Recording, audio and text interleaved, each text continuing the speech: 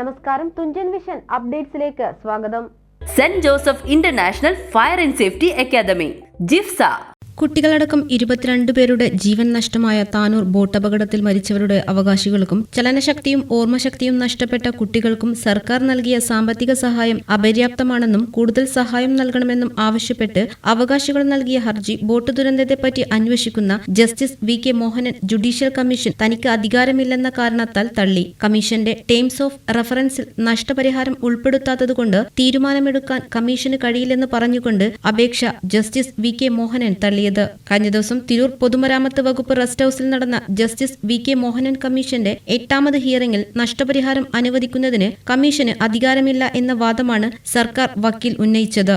ഇതോടെ സർക്കാരും കമ്മീഷനും അപകടത്തിൽപ്പെട്ടവരെ കൈയൊഴിഞ്ഞു. ബോട്ടപകടത്തിൽ ചലനശക്തിയും ഓർമ്മശക്തിയും നഷ്ടപ്പെട്ട ഒരു കുട്ടിയുടെ പിതാവായ പരപ്പനങ്ങാടി പുത്തൻകടപ്പുറം സ്വദേശി കുന്നുമ്മൽ അബ്ദുൽ ജാബിർ കമ്മീഷന് സമർപ്പിച്ച ഹർജിമേലാണ് നിരാശാജനകമായ ഈ നടപടി. കമ്മീഷനെ നിയമിച്ചുകൊണ്ടുള്ള ഉത്തരവിൽ ഇക്കാര്യം പരിശോധിക്കുന്നതിനും തീരുമാനം എടുക്കുന്നതിനും സർക്കാർ തന്നെ ചുമതലപ്പെടുത്തിയിട്ടുണ്ടെന്നും കമ്മീഷൻ വ്യക്തമാക്കി. എന്നാൽ കമ്മീഷനെ നിയമിച്ചുകൊണ്ടുള്ള ഉത്തരവ് പ്രകാരം അപകടത്തെ തുടർന്നുള്ള അനുബന്ധ കാര്യങ്ങൾക്കും തുടർ നടപടികൾക്കും കമ്മീഷൻ പരിശോധിച്ച് സ്വയം തീരുമാനമെടുക്കാമെന്നും അപകടത്തിൽപ്പെട്ടവർക്ക് സാമ്പത്തിക സഹായം നൽകുന്ന കാര്യവും ഇക്കാര്യത്തിൽ ഉൾപ്പെടുത്തണമെന്നും മുസ്ലിം ലീഗ് ജില്ലാ കമ്മിറ്റിക്കും താനൂർ മണ്ഡലം കമ്മിറ്റിക്കും വേണ്ടി ഹാജരായ അഡ്വക്കേറ്റ് കെ.എ. ജലീലും വെൽഫെയർ പാർട്ടിയും മരിച്ചവരുടെ ബന്ധുക്കൾക്കും താനൂർ മണ്ഡലം മുസ്ലിം യൂത്ത് ലീഗ് കമ്മിറ്റിക്കും വേണ്ടി ഹാജരായ അഡ്വക്കേറ്റ് പി. റൌഫും വാദിച്ചു. ദുരന്തത്തിൽ ഗുരുതരമായ പരിക്ക് പറ്റിയവരുടെ ചികിത്സാ ചെലവ് സർക്കാർ വഹിക്കുമെന്ന് ദുരന്ത സമയത്ത് മുഖ്യമന്ത്രി പ്രഖ്യാപിച്ചിരുന്നു. ഈ വിഷയം നിയമസഭയിൽ ഉന്നയിച്ച പ്രതിപക്ഷ ഉപനേതാവും മുസ്ലിം ലീഗ് നിയമസഭാ കക്ഷി നേതാവുമായ പി.കെ. കുഞ്ഞാലിക്കുട്ടി കമ്മീഷൻ പരിശോധിക്കേണ്ട വിഷയങ്ങളിൽ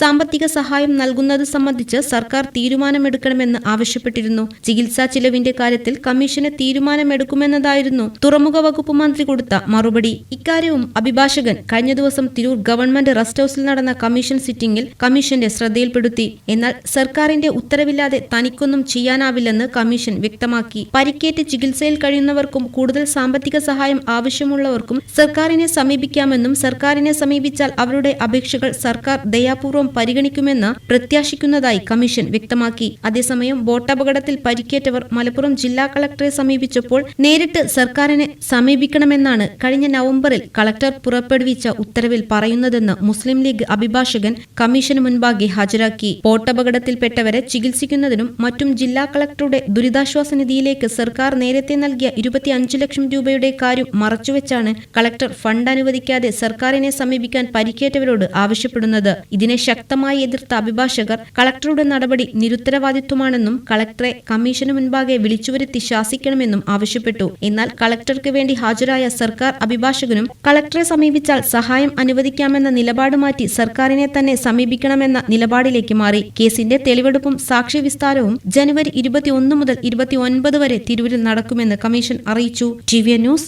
SSLC +2 കഴിഞ്ഞു. ഇനി എന്ത്? ഉയർന്ന തൊഴിൽ സാധ്യതയുള്ള കോഴ്സ് പഠിച്ച് ഉയർന്ന ശമ്പളത്തോടെ മാന്യമായ ജോലി നേടാം. ഇന്ത്യയിലും വിദേശ രാജ്യങ്ങളിലുമായി 2 ലക്ഷത്തോളം തൊഴിലവസരങ്ങളുള്ള മേഖലയാണ് ഫയർ ആൻഡ് സേഫ്റ്റി. വിദ്യാഭ്യാസ രംഗത്ത് 25 വർഷത്തെ പരിചയമുള്ള ഇന്ത്യയിലെ ഏറ്റവും വലിയ സ്ഥാപനമായ saint Joseph international fire and safety academy government of India approved fire and safety കോഴ്സുകളിലേക്ക് അപേക്ഷ ക്ഷണിക്കുന്നു. 10 ഏക്കർ സ്ഥിതിയിൽ 2500 പരം ഉപകരണങ്ങളോടുകൂടി ഇന്ത്യയിലെ ഏറ്റവും വലിയ fire and safety practical ground, ശക്തമായ placement cell, saint Joseph international fire and safety academy ജിഫ്സ.